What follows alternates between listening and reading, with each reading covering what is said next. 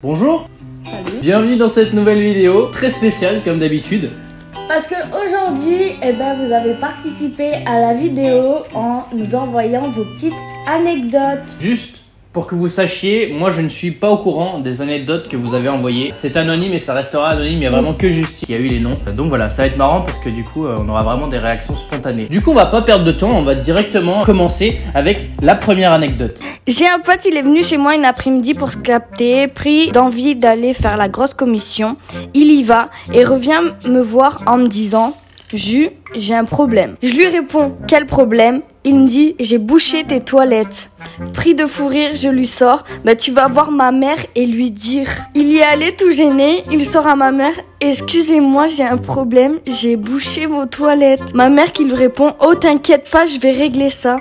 Il est revenu tout rouge, mal à l'aise. Qu'est-ce que j'ai rien et qu'est-ce qu'il avait honte. Moi je suis totalement d'accord avec cette anecdote, je trouve ça super gênant. Et le pire dans tout ça c'est que je crois que j'ai déjà vécu ça un jour dans ma vie en fait.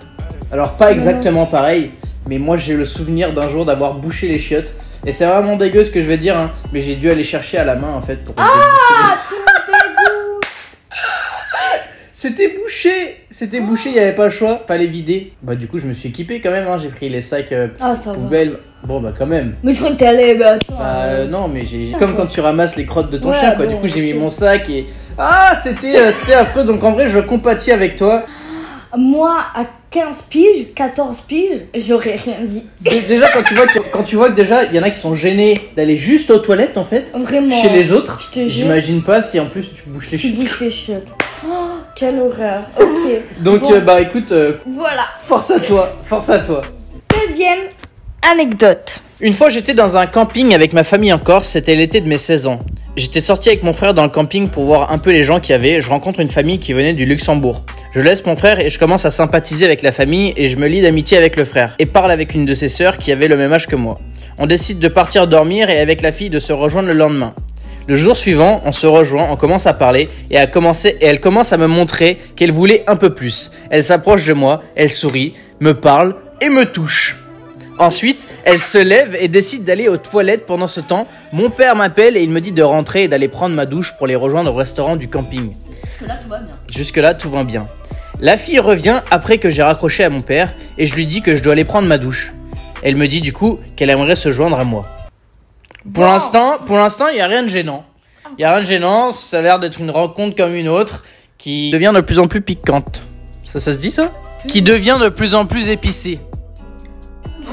On va sous la douche et ensuite, après avoir pris une douche et plus, il a bien précisé et plus, mon père rentre dans le bungalow sans que je l'entende et nous sortons nus de la salle de bain et je retrouve mon père dans le bungalow. Je regarde la fille, c'est hyper gênant, tout comme moi et mon père décident de partir sans dire un mot. Donc j'imagine bien la scène. En fait le mec il est parti se chauffer dans la douche avec une meuf, il sort de la douche. Et là tu vois ton père. T'es nu comme ça. Genre t'es tout nu en plus. T'es tout nu avec une fille que tu viens de rencontrer au camping. Genre t'es en vacances avec ta famille au camping. Et paf, t'es tout nu devant ton père. Tu réagirais comment toi ? Tu ouvres la porte, tu fais Moi je crie. Moi je fais et je referme et après je suis tout stressée. Je fais oh là là, passe par la fenêtre et tout.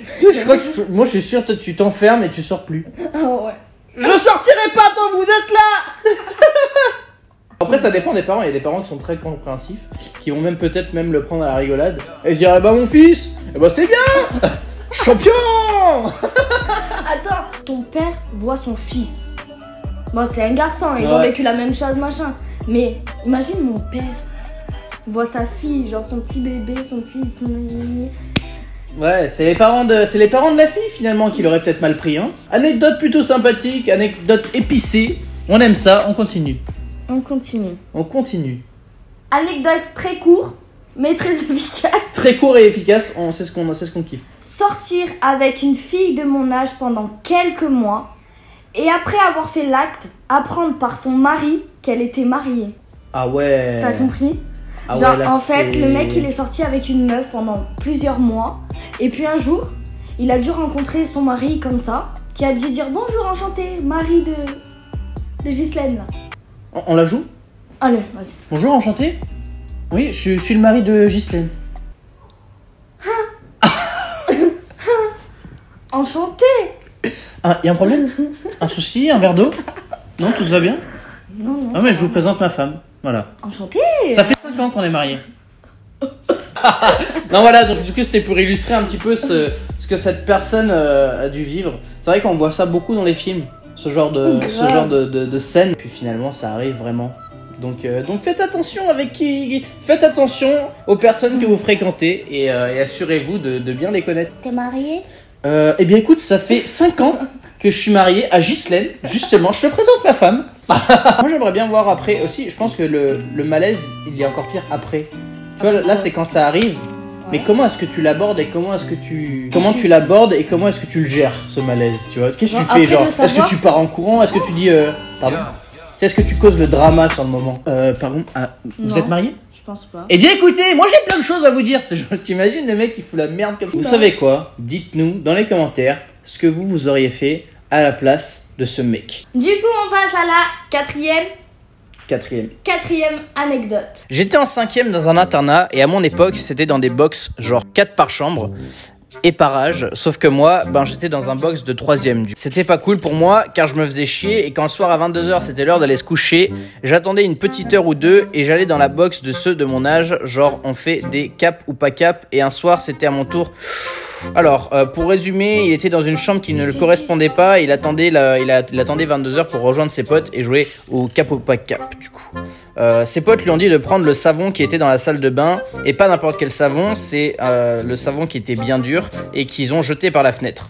Et en gros, quand il a jeté le savon par la fenêtre, c'est tombé sur une voiture, ça a traversé le pare-brise et ils ont eu tellement peur qu'ils sont partis se coucher. Le matin, il se lève normalement, il va prendre son petit déj et il part en cours. La récréation sonne. Et là, il y a la CPE qui convoque tout le monde. Et du coup, il explique qu'il est en train de se faire dessus, clairement. Tellement il a peur. Et il demande à tout le monde, est-ce que c'est vous qui avez du coup cassé le pare-brise de la voiture? Et là, le jeune homme répond que ce n'est pas lui. Sauf que ses potes l'ont balancé. Donc voilà, il a eu la frayeur de sa vie. Et au final, il s'est pris des travaux d'intérêt général pendant... C'est pas une situation gênante. Mais tu dois un peu avoir la honte en toi, genre. Parce que déjà, tu jettes un savon par-dessus la fenêtre. Bon, à la limite. Mais tu casses le pare-brise d'un mec. Toute la nuit, tu dors genre tranquillou alors que le mec il a son pare-brise défoncé, machin. Et le lendemain, t'es convoqué et tu mens. Genre. Ouais, c'est ça qui est gênant dans l'histoire en fait. C'est le fait d'avoir mytho. Mais c'est surtout. Franchement, tes potes, pas cool. Pas cool tes potes t'avoir balance comme ça. J'aurais pu se balancer avec toi au moins. C'est un peu triste, mais bon, j'ai envie de te dire aussi, les gars, cassez pas les pare-brises. Donc mine de rien, les travaux d'intérêt général... c'est bien fait. C'est plutôt... Moi, je trouve que c'est cool quand même. Du coup, on passe à une autre anecdote. Il y a 3 ans, alors que je faisais à peine un mois que je sortais avec mon copain, il m'a invité à un restaurant. Sauf que j'étais malade, mais j'ai pas su refuser. J'ai passé ma soirée avec des crampes d'estomac, je n'ai rien mangé et je voulais juste rentrer chez moi. Sauf qu'il habitait plus proche du resto que moi, donc on est rentré chez lui. Ça c'est ballot. Ça, c'est grave ballot. Ça, c'est la bonne excuse. Et une fois arrivé, c'est la catastrophe. Je ne retiens plus mes sphincters et me précipite aux toilettes. C'est trop tard. Bon, la bonne nouvelle, c'est qu'on est toujours ensemble malgré ce gros malaise. Oh bah ça va, et franchement cool. Eh bien écoutez, pour rebondir sur cette anecdote, je vais vous ressortir une anecdote sur moi, et principalement d'ailleurs, plus précisément, sur nous, qui ressemble un petit peu à ça. Mais je tiens à préciser que la première fois que j'ai dormi chez les parents de Justine, c'était très gênant aussi, hein, très malaisant. J'ai été très malade aussi. Mais j'ai pas eu la chiasse. Mais j'ai bégère. J'ai bégère toute la nuit. C'était la première fois que je dormais chez ses parents. Bienvenue. Voilà. Mais bon, mes parents l'aiment quand même. Ouais, et du coup, on est toujours ensemble. Et il lui a donné des médicaments. Ouais, ils sont bien occupés de moi, en vrai, c'était mignon. Moi, il m'est rien arrivé. Pas encore. Maman Axel, si tu passes par là, je n'ai plus honte devant toi. On enchaîne du coup avec la prochaine anecdote. En gros, c'est un jeune de 16 ans qui sort avec une fille qui a une sœur jumelle. Ils ont prévu de faire leur première fois dans une semaine. Mais le problème, c'est que cette sœur jumelle a une sœur jumelle du coup qui lui ressemble énormément et qui est aussi très jalouse de la relation qu'elle a avec son mec. Et évidemment, vu qu'ils sont sœurs jumelles, elle est au courant de quand est-ce qu'ils sont censés faire leur première fois. Du coup, elle est là le jour où ça devrait se passer. Et la meuf de ce mec part faire ses courses. Et l'autre sœur jumelle reste dans la maison. Elle était au courant évidemment qu'ils devaient faire leur première fois. Et comme elles se ressemblent énormément, elle décide de prendre les devants, d'aller vers le mec et de lui proposer de se lancer et faire la première fois. Et c'est là que je trouve ça très bizarre, mais il a dit oui. Alors je sais pas comment c'est possible, mais il a réussi à confondre sa meuf avec sa sœur jumelle. Et au final, la sœur jumelle avec qui du coup il a trompé sa copine n'a jamais rien dit. En fait, le mec a fait 2 premières fois. Il a fait sa première fois avec la sœur jumelle, puis derrière il a dû fake sa première fois avec sa meuf. Parce que de base c'était censé être aujourd'hui, mais elle est partie faire les courses. Elle rentre, il est plus puceau. Mais elle le sait pas. C'est très chaud, moi je trouve ça très très grave. Et il faut mettre au courant la fille, la mettez-la au courant, la pauvre. Dites-nous ce que vous pensez de ce genre de situation en commentaire. Si t'avais été le mec, qu'est-ce que t'aurais fait? Voilà. Franchement, il y en a, ils sont chauds par ici. Hein. Il y en a, ils sont vraiment motivés. Hein. On passe à l'anecdote suivante. Bon, cette anecdote est très longue, mais je vais vous la résumer très très rapidement. En gros, c'était un groupe d'amis qui apprenaient à faire connaissance et tout ça. Et il y en avait un qui était un petit peu à l'écart et qui parlait pas. Et du coup, la fille, elle dit à son pote que on dirait qu'on le fait chier, machin et tout. Mais en fait, ce mec qui était à l'écart était en crush sur la fille. Sauf que elle se dit, non, on le fait chier. En plus, apparemment, elle le trouvait pas très beau. Puis, une semaine après, meilleure pote, elle et le mec qui était un petit peu à l'écart, se revoient pour une exposition. Et là, le mec a essayé de l'embrasser. Sauf qu'elle lui a mis une grosse gifle devant tout le monde. Elle le trouvait pas beau. Et du coup, c'était un peu la honte. Sauf que, à la fin de l'histoire, elle a quand même demandé en ami sur Facebook. Et maintenant, ça fait 2 ans qu'ils sont ensemble, il me semble. Et ils ont une petite fille. Mais c'est incroyable cette anecdote. Purée, moi dans ma tête j'étais en train de me chauffer là, de me dire moi j'aime pas les meufs comme ça là. Ouah, pourquoi mettre une claque et tout? Moi je comprends pas les meufs qui mettent des claques. Au final ça va, c'est bien rattrapé je trouve. Les gars, le physique ne fait pas tout. Elle est retournée vers lui sur Facebook, ils ont appris à se connaître et maintenant ça fait 2 ans qu'ils sont ensemble et ils ont un petit loulou de 9 mois. Franchement, tout est parti d'une claque quoi. Un super loulou de 9 mois et demi. Mais vous savez que ça c'est assez fréquent dans la vie. Hein. Ça arrive très souvent qu'il y ait des refous au début et puis au final, ça match. Allez-y, foncez, saisissez les opportunités. Si quelqu'un vous met un vent une première fois, ne jamais dire que c'est foutu. N'ayez pas peur de prendre un vent, vous verrez. Il y a 13 ans en arrière, mon mari et moi ont eu une nuit coquine. Mais il lui vient l'idée d'aller chercher un objet. Il revient au lit, se passe ce qu'il se passe. Je ne sais pas c'est quoi. La seule chose, c'est que ça vibre. Le lendemain matin, ma belle-mère qui crie « Elle est où ma brosse à dents ?» Là, c'est... Franchement, le mari, il a eu du culot, là. Fallait la remettre à sa place. Là... Franchement, vous avez des idées tordues. J'aurais bien aimé savoir la réaction de la belle-mère quand elle a appris pourquoi est-ce que la brosse à dents était du coup dans la chambre. Alors écoute, belle maman, c'est très simple. Hier, on a fait une petite partie de jambes en l'air. Si ça arrive... Genre ton enfant a voulu faire une expérience avec sa chérie et a pris ta brosse à dents électrique. Et tu le sais. Bon écoute, t'en rachètes une. Non mais d'accord. Tu lui dis écoute fiston, je te la donne. Prends-en soin et vraiment bravo. Du coup la dernière anecdote, je l'ai prise parce que j'ai aussi envie de faire passer un message. Parce que personnellement ça m'a choquée. Et donc voilà. J'ai été violée par mon oncle pendant 6 ans. Maintenant j'en ai 13. Et je suis en dépression pendant 1 an. Non, en vrai c'est très grave. Si c'est pas vrai, il ne faut pas s'amuser avec ces choses-là. Et si c'est vrai par contre, c'est très très grave. J'espère que t'en as parlé. J'espère que t'en as parlé à un adulte, à tes parents. J'espère que quelqu'un est au courant. J'espère que des procédures ont été faites. Parce que ce n'est pas du tout normal. Un tel comportement venant d'un adulte, c'est maladif, hein. C'est maladif et ça demande du coup d'être encadré et d'être géré pour ça. Si jamais, je ne sais pas, vous entendez parler de ça autour de vous, si jamais ça vous arrive, faites-vous aider. Faites appel à un médecin, faites appel à un ami, faites appel à de la famille s'il y en a qui peuvent vous aider. Mais surtout, ne restez pas tout seul et commencez pas à déprimer parce que ça ne fera rien avancer.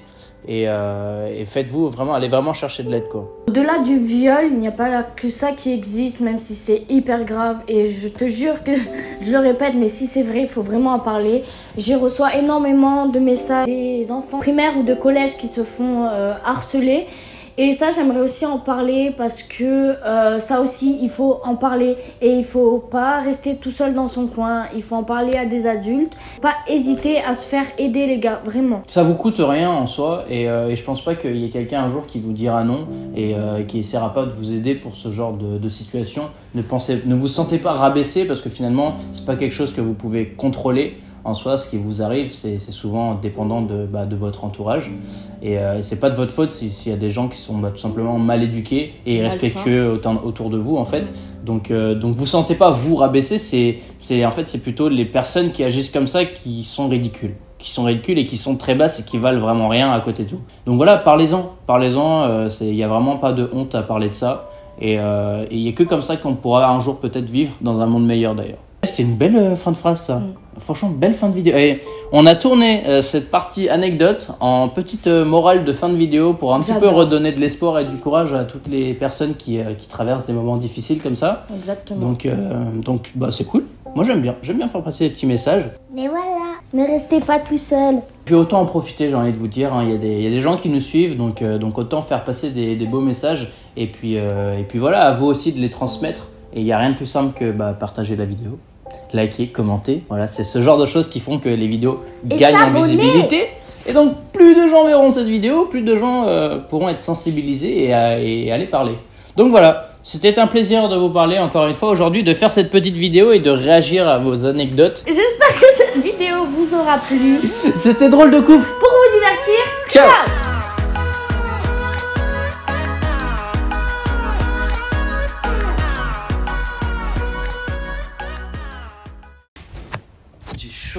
J'ai chaud, bordel.